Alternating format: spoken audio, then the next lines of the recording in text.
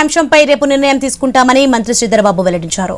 Kaleshwaram commission నివేదికపై రేపు సభలో చర్చ ఉంటుందని చెప్పారు. కమిషన్ నివేదికను సీఎం రేవంత్ రెడ్డి సభలో ప్రవేశపెడతారని తెలిపారు. అయితే కాళేశ్వరంపై బీఆర్ఎస్ పవర్ పాయింట్ ప్రెజెంటేషన్ ఇవ్వాలా వద్దా అనే అంశంపై స్పీకర్ నిర్ణయం తీసుకుంటారని వెల్లడించారు. బీసీ రిజర్వేషన్ బిల్లును రేపు సభలో పెడతామని తెలిపారు. గణేష్ నిమజ్జనం వరదల నేపథ్యంలో సమావేశాలకు బ్రేక్ ఇవ్వాలని డిసైడ్ అయినట్లు పేర్కొన్నారు. 4-5 రోజులు బ్రేక్ ఇచ్చిన తర్వాత మళ్లీ సభ నడుపుతామని స్పష్టం చేశారు. అసెంబ్లీ సమావేశాలపై స్పీకర్ ఛాంబర్లో బీఏసీ సమావేశమైంది. తెలంగాణ అసెంబ్లీ సమావేశాలు ఎన్నాళ్ళు నిర్వహించాలి, ఏ అంశాలు చర్చకు తీసుకోవాలి అనే అంశాలపై చర్చించారు. ప్రభుత్వం తరపున డిప్యూటీ సీఎం బట్టి విక్రమార్క, అసెంబ్లీ వ్యవహారాల మంత్రి శ్రీధర్బాబు, మరో మంత్రి కోమటిరెడ్డి వెంకటరెడ్డి హాజరయ్యారు. బీఆర్ఎస్ నుంచి హరీష్ రావు, వేముల ప్రశాంత్ రెడ్డి పాల్గొన్నారు.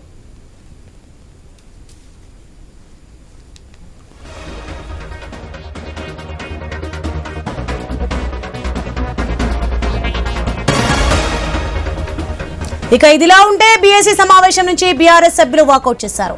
కాళేశ్వరంపై చర్చకు తాము సిద్ధమేనని హరీష్ రావు ప్రకటించారు. అయితే సభ కనీసం 15 రోజులు నడపాలని డిమాండ్ చేశారు. రేపటి ఎజెండా ఏంటో కూడా చెప్పడం లేదని అసహనం వ్యక్తం చేశారు.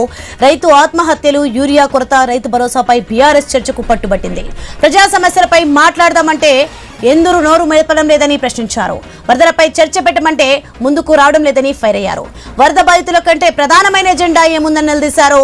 ప్రభుత్వం బురద రాజకీయాలకు పాల్పడుతోందని హరీష్ రావు ఆరోపించారు. దురదృష్టం ఏంటంటే రాష్ట్ర ప్రభుత్వం 2 రోజులు అసెంబ్లీ జరుపుతామంటున్నారు. ప్రజా సమస్యల మీద చర్చించకుండా శాసనసభ వాయిదా వేసుకొని పారిపోతున్నారు. వరదల మీద మాట్లాడదామంటే వరదలు ప్రాధాన్యత కాదు, బురద రాజకీయాలు మాట్లాడుకుందామంటున్నారు. ఎరువుల మీద, రైతుల మీద మాట్లాడదామంటే అది మెల్లగా మాట్లాడుకుందాం, తొందర ఏమున్నది అంటున్నారు.